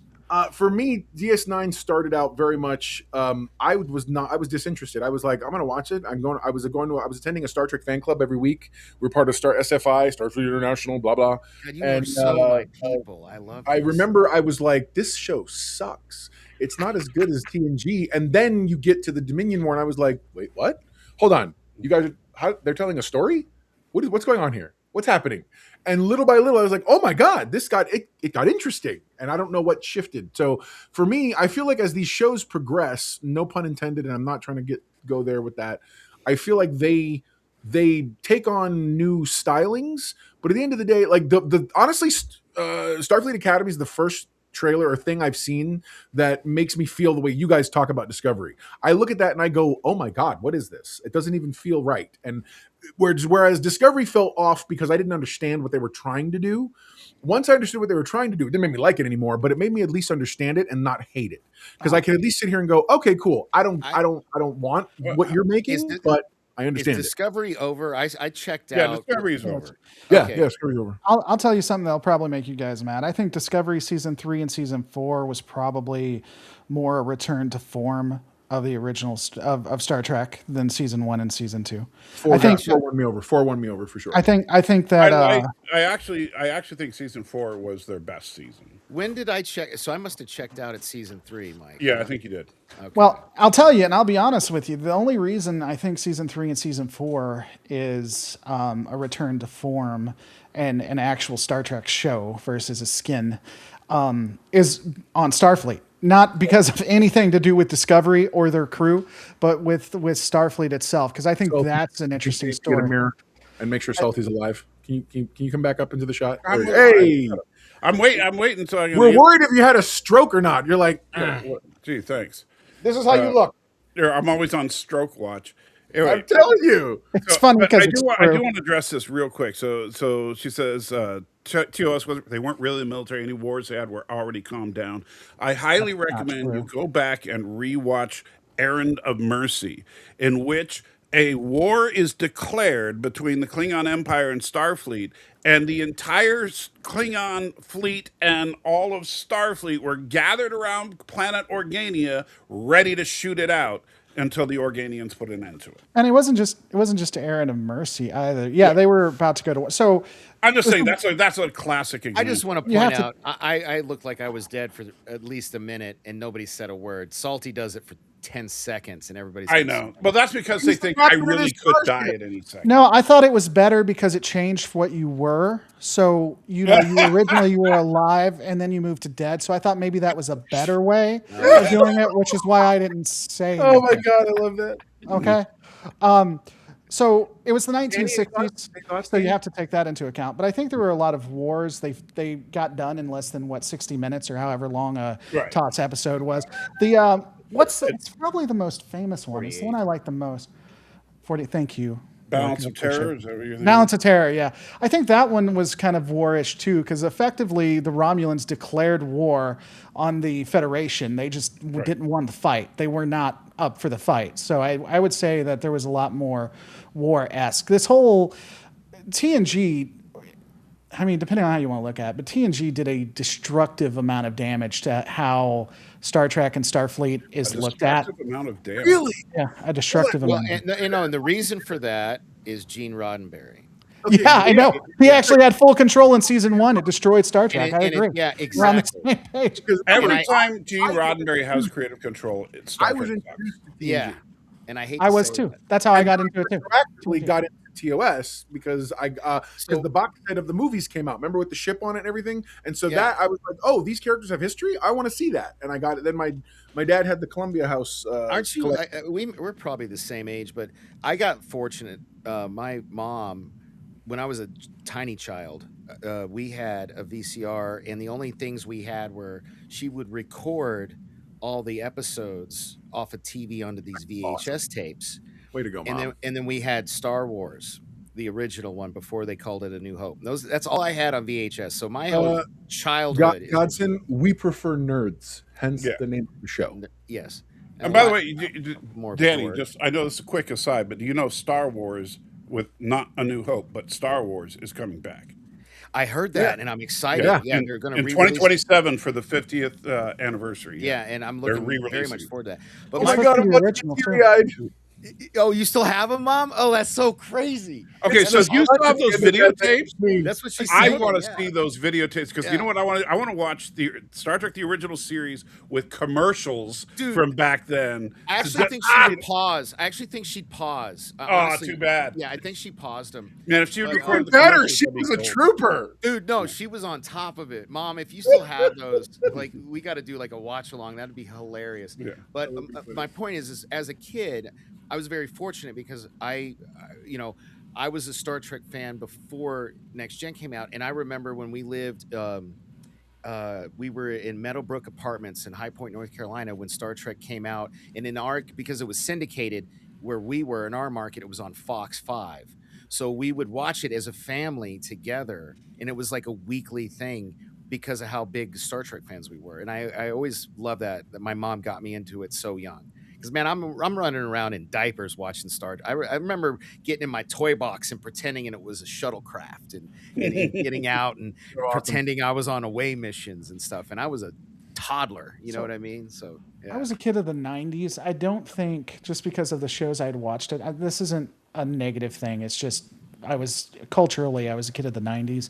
I'm not sure if I had I'm seen more of the an original 80s kid. series. I must be Yeah. 10 years older than you, I guess. I'm a 70s kid. If so- I had watched the original series as a kid and it was my first introduction to Star Trek, I probably wouldn't like it as much. TNG was my first one, just because I grew up on a different kind of filmmaking. I think for me it was because I was so young. Are you talking? You're muted. Me? Yes. Or me. No, him. Dork, Can you hear me? Yeah, I can hear him. I I can hear him. I can. Well, I think because Maybe I was I'm so goofy. young, I can goofy again. and the original series, it was basically cardboard box sets kind of shit. It was easy for me to replay and do as a kid, and it captured my imagination as a very young child. And then I was the right age. So TNG came out in 87, 88. Yeah. So I would have been 9 or 10. You know what I mean? So like it was, There we go. it was an easy jump for me to make. And my mom took me to the movie. I remember bawling. You know I think what it was the same year the Transformers movie came out. I remember bawling when Spock died. Well, I was yeah. a child, man. I mean, I remember bawling, next to my mom. She said, "It's okay, baby. It's okay." Yeah. Well, you know what's really an easy leap to make is. Let's see. I really. Yeah. Not that one. Oh God. We are being hailed. On screen. What is your problem? I am Lore. Do you need help? I have a YouTube channel. My YouTube channel is Lore Reloaded. Let me guess, their rubber band broke, right? I make YouTube go. Fun fact, I said all those words. Yeah. It wasn't clipped or anything. That's hilarious. Yeah, he actually recorded that for me. So Just to make that video. So, I'm hearing myself. Is that just me? No, it's an echo. I yeah, have it's an my echo, fault. too. Hold on. Oh. So to address something you were saying, I'm gonna There, take it should be these good off. now. So to address something you were saying, You're good now. You're good now. Mr. Know-It-All, because you looked really weird. When I said it was destructive to Starfleet, I meant in universe. Like when everybody looks at Starfleet or they come to any of my videos where I call it militaristic or the worst thing that's ever happened to the universe, that's because they grew up on TNG, because TNG is the antithesis of the original series, DS9, Voyager, Enterprise, and really the new stuff too. It's the only one where Starfleet is the most pacifistic thing. That's what I meant when I said destructive. That's how it was destructive. I'm curious. So, what's your favorite TOS episode, Laura? Oh, it would have to be. We just brought. So I don't. Balance of Terror. Yeah, TOS is my. It's my weakest, ironically, of all of them. But it's Balance of Terror. I do like Errand of Mercy too. So Balance of Terror is a more militaristic episode. What's your favorite episode of TNG? I would have to say it would be. Oh man, Jesus! It's hard. I know. I do this for. I'm going to go with Chain of Command myself. Chain of Command is a good one, but I like an obscure one. Mine's the one where Picard gets what's her face, Famke Janssen, to fall in love with him instead. I don't know why that episode stuck with me when I first saw it. How about the sex scandal though? Come on. Well, that's everyone talks about that one, and that didn't do anything for me. I'm a huge fan of requiring someone against their will using drugs to have sex with another person. I think it's excellent. I know Dork would love it because it's against everything that Star Trek stands for. The drumhead. Well, but if it's something new, you can redo it. It is something new. That's what I'm saying. It was completely new. It was completely new. They took a female. They drugged her and made her have sex with somebody else. Hadn't seen it before. Wow. Never. This might shock all of you. Okay, I got to say something here because ABJ says Best of Both Worlds 2 is one of my favorites. Best of Both Worlds 2 is what ruined Best of Both Worlds. I don't know. I would disagree. So mine's probably going to be a surprise. My favorite episode of TNG. I'm going to get. Wait. Let me guess. The Inner Light. No. Oh, okay. It's my second favorite episode. That's my second favorite episode. Okay. My favorite episode is Lessons. I love that. Lessons is good. Lessons. I don't remember which one's Lessons. Lessons is the one where Picard falls in love, and he has to get in, and he realizes he can't. You remember she's the piano player, and they go up in that part of the ship that she finds the most acoustically perfect, and he falls in love with this woman, and he has to send her off to a mission that he thinks is going to get her killed. Yep. And like when she comes back, he has to end the relation. Like it's such a good episode. Yeah, no, it's good. For me, you don't remember that? For me, the problem I have with Best of Both Worlds Part 2 is probably not the same thing you guys have. My problem is because it's such a bad episode in terms of what it's trying to show us. Because I don't know that they just have money to do it. That's why we have all these Wolf 359 internet people, because we wanted to see. Laura's one of them, I really am. I've done so many. We wanted to see anything cool from that encounter, but instead we hear how dire it was, and we find it's so terrible. All these people are dead, but you showed us nothing. DS9 so instead, did a little bit with it. Nonsense and the bull crap of Picard and the look cute. I'm like, dude, show me the fighting. Show me the stuff. I think part of my problem with TNG as a whole is it is the very definition of tell, don't show. Episode after episode, if you watch any time there's a big encounter, that's a budgetary thing, man. Like, no, you know what?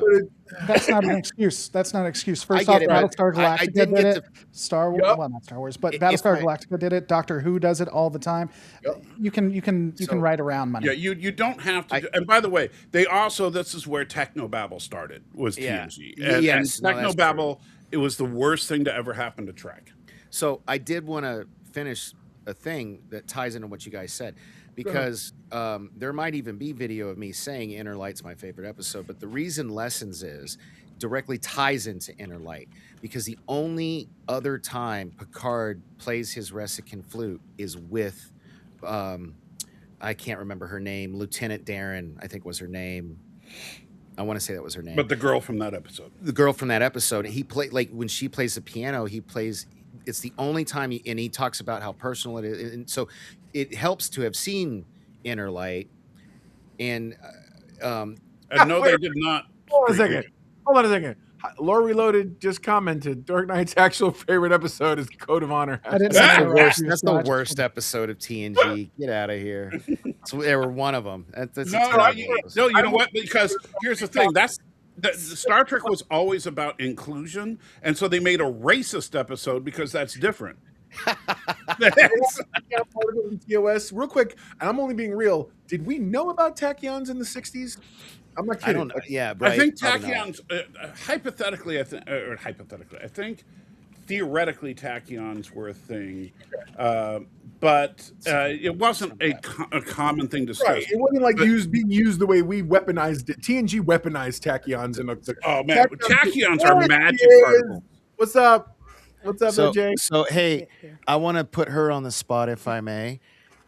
Baby, because you know what I love about her. I mean, there's a lot I love about her, but there will be many nights where because I have this problem, I can't sleep. So I'll be here in my office and I'll walk into the bedroom at night to fall asleep. And guess what's playing on TV? She's falling asleep to TNG. So baby, what's your favorite TNG episode? I'm curious. Oh, and if you don't know the name, that's fine. Describe it. Between the four of us, we'll know the name of it, you know? So mine was Lessons. Remember where Picard falls in love with the piano player and he has to send her out. So that's mine. All I want is a t-shirt with Code of Honor is just Planet Wakanda, the big whoop. I want to see That's right. all I want. Get out of here. Okay. Her favorite is Best of Both Worlds Part 2. Get out of here. Get out of here. And you like the marriage is up. No idea.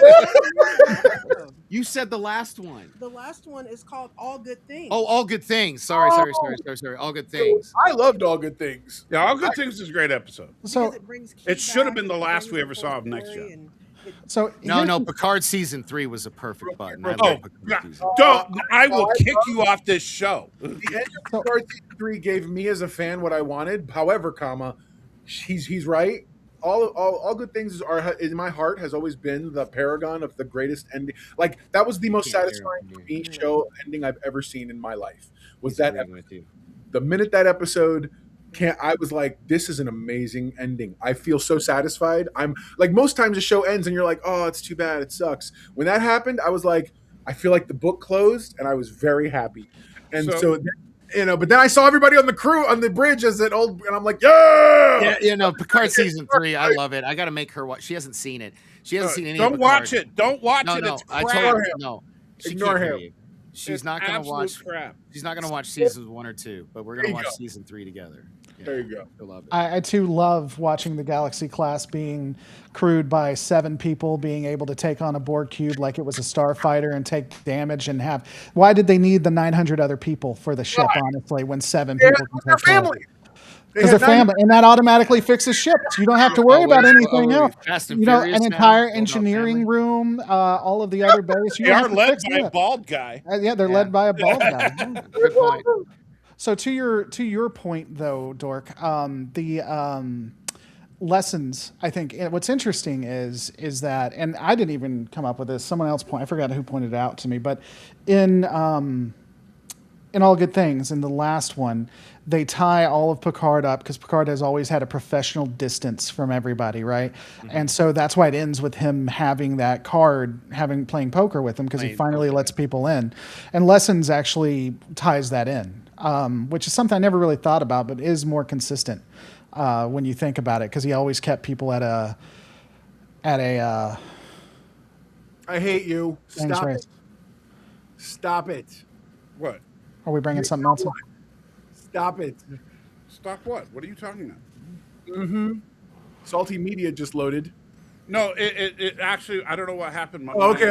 I was going to say, don't do any more of those. No, I wasn't going to. Just my side, it hiccuped. I don't know if you saw He used to accept money for him, man. He used to make bank off of that stuff. I don't hate him. I hate the player. Don't hate the player. But I do want to answer one quick thing about the tachyons. Tachyons became a thing in 1967. So season 1 of Star Trek, there were no tachyons. Season 2 and 3, there were. Okay. All right. Well, I definitely. The Enterprise D always had an unprecedented amount of automation. In the Byler episode, it left space dock and went into warp all by itself.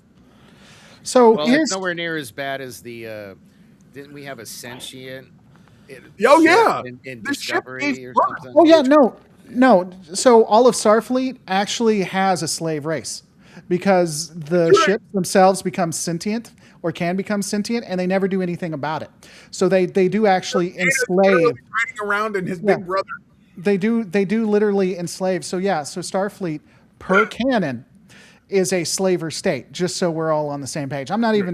Discovery doesn't even have to take or Picard or whatever, doesn't even have to worry about that. Well, that's okay. By Picard, they just have slave androids. Yeah, that's what I'm saying. Picard, they just made them in smaller size at that point.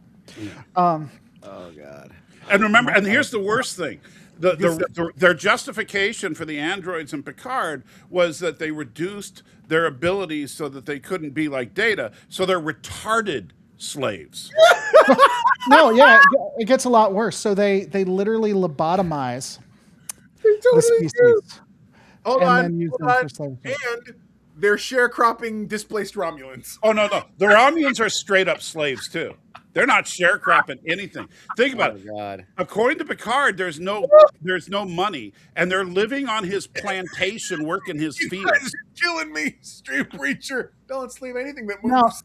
No, I mean, listen, it's all good because when the husband dies, he briefly has an intimate moment with the wife of the people he's enslaving, which America's never had an issue with that. So, I mean, it's really, Star Trek is really a feel-good family franchise when you think about it.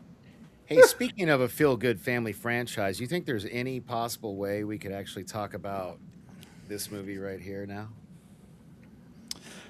So, my only question on that is, did they completely change it? Because it's the only way that it'll be good. No. So, Wow. It's literally. So you haven't even seen it, Lore? Okay. Hold on. They rehashed the first movie for this one. Oh, okay. No, it's not whether I've seen it or not. I'm just saying that based on your interpretation, things have to change, right? No, I love how you don't ever see my face anymore. As soon as someone comments, there we go. See, now I feel better about life. Look at Danny's like, I'm here. Because he's taller than I am. So look, if I may, because I really do want to talk about this movie. I hate 3D movies. I don't see 3D movies. Avatar, the first one, was the second 3D movie I ever saw, and I loved it. I felt so immersed. Do what? I call dibs on first comment. Go. Okay. I felt so immersed in that movie. The experience was the most amazing. Yeah. It was the first time I'd ever saw a 3D movie in IMAX also. Oh my gosh, that must be amazing. Awesome. And it was so, I felt like I was in the movie. Way of Water was the third 3D movie I saw, because again, I just try to avoid them. I don't like them. I wear glasses. It just kind of messes with me. And again, no problems, felt completely immersed, enjoyed it more than the first movie. It's awesome. And I'm telling you, if you guys haven't seen it yet, Mr. Know-It-All says he put it in somewhere. My immediate out of the theater reaction, I saw it in IMAX 3D at Red Rock Theater. I want to go see it. She's promised. We've seen it twice already because we took the girls to see it for Christmas. I want to see it in 4DX because the movie felt like I was on a 3-hour roller coaster ride because I was so I hurt my neck. This is not a lie. Baby, get in the chat or come back in here and back me up. I hurt my neck. I was so. You need your girl to verify why you hurt your neck in the movie theater. I was so immersed. Yeah, that sounds kind of sus, right? Oh, man. Whatever. In the last 30 minutes, there's been so many jokes I wanted to do based on the conversation we had with Preacher before. I can't even tell you. I haven't done it. I'm just saying. There's a lot. He started. Danny, one thing. Yeah. Go ahead.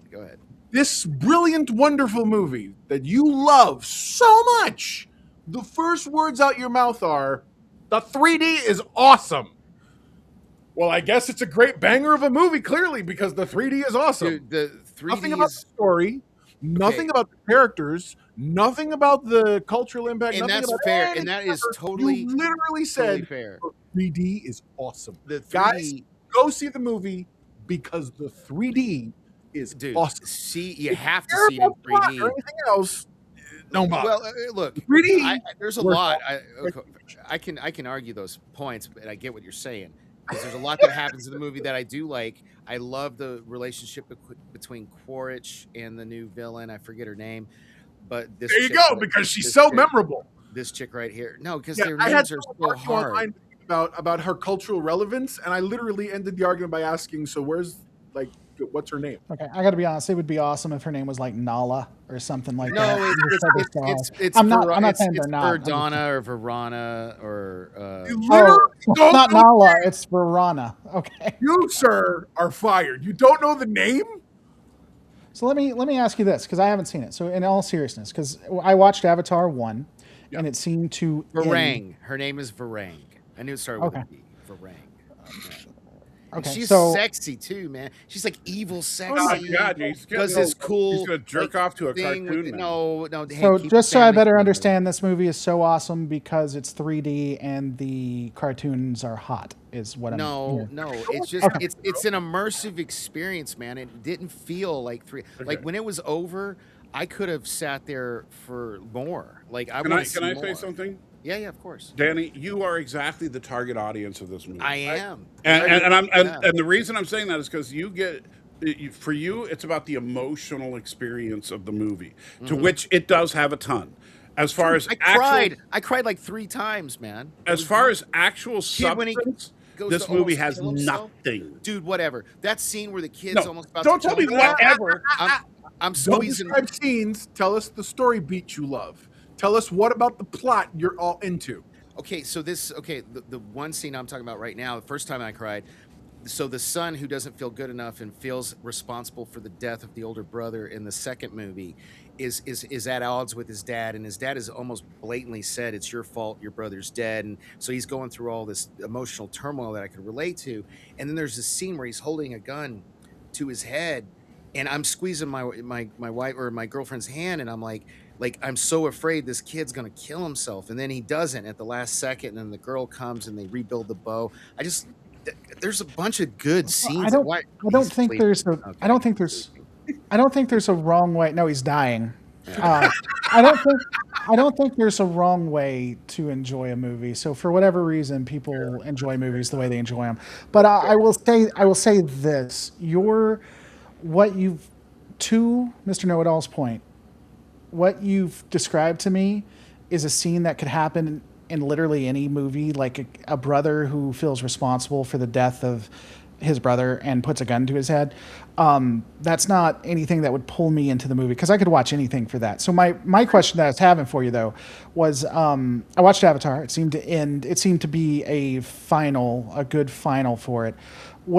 How are they rebooting this to make it more interesting for me? Oh, it's following the kids. They're going to follow the kids. Hold on. Man. Yeah. No, you see, you know how because I do want to make sure this is clear for Laura since you've only seen the first one. So you remember in Avatar, they were trying to get unobtainium because it's the most valuable thing in the world, right? Right. Okay. So it's so much better because in Avatar 2 and 3, what they're after is whale hormones. Because it's the brain fluid. When you take the brain fluid out of these giant whales and you inject it into a person, it makes them stop aging. So now it's magic brain goo from whales instead of unobtainium. Isn't that awesome? I'm sold. You got me. Yeah. So good. It deals with so many really good thematic. I'm so shocked. What themes does it? What themes does it go with? So Natiri, because of the death of her son, ends up becoming a full-blown racist, and the kid Spider that they took in because he's human, she hates him, and directs all of this hatred and she's just the first half of the movie, and she has this beautiful redemption arc where she actually saved.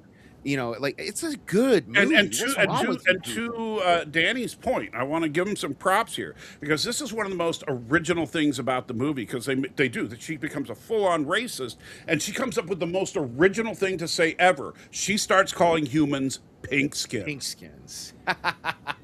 Isn't that original? That's pretty racist, yeah. I mean, at least pinkies or something. No, pink skin has never been used Trek. before, by Shran. Shran, the Andorians would say pink skin, yeah. Yes, I love that meme. I love that meme where you have Shran and he's like, "I don't trust pink skins," and then you have the two Mayweather. Mayweather's looking at him like he's like he's weird and stuff. I love. He should be like, I don't either, you know. Yeah, right. Sorry, no, totally. Are you kidding? That's all we like. What are you talking about? So is the theme of the movie redemption then, like a I in think racism redemption that in becomes a lot of redemption? ways. No, Natiri gets redemption's a subplot. Well, no, What's not the just, main theme of it? not just Humans Natiri. trying to. It's colonialism at its height, and Yeah, they did that. They did that in Avatar 1. So what? Yeah, What and makes 2. Avatar 3? And Okay, 3. what makes And Avatar? hey, it still works, man. Look, So I'm just in saying, Avatar, if well- you go see this movie in IMAX 3D, I promise you, you will have a good time. Okay. Okay? Here's the thing. So in Just get some Avatar 1, popcorn and a soda. Just don't Wait. drink a lot of it because it's 3.5 hours long. Darren And says, I enjoy always the treated ride. Dorian Tom Mayweather and thought he was dark pink. Dark pink. That's awesome. So wait, here's how you can break it down. Really, is in Avatar, you have about half the movie is about Sully learning about the Na'vi people, and it's about the fact that humans are going to come and ruin Pandora, and so you end up with a big battle of natives versus humans with technology, right? Then in Avatar 2, you take about half the movie about Sully's kids fitting in with a bunch of mermaid people, and then besides that, the humans are going to attack. But now all the humans that died in the first one, well, they wanted to bring those actors back, so they said, oh, we had backup copies in avatars, so now they're all permanently Na'vi I really avatars. like Quaritch's arc in this movie. Hold on, let me finish, please. Okay, sorry. And so in Avatar 2, so in Avatar 2, you have humans fighting the innocent natives. Only this time they're in boats instead of airplanes, and the big and so that's how this one's different. Now in Avatar 3. Don't get me wrong, they do change it up. So now you have the evil avatars that work with the humans that find evil Na'vi that like to spit fire at people. And so now the big battle is humans and evil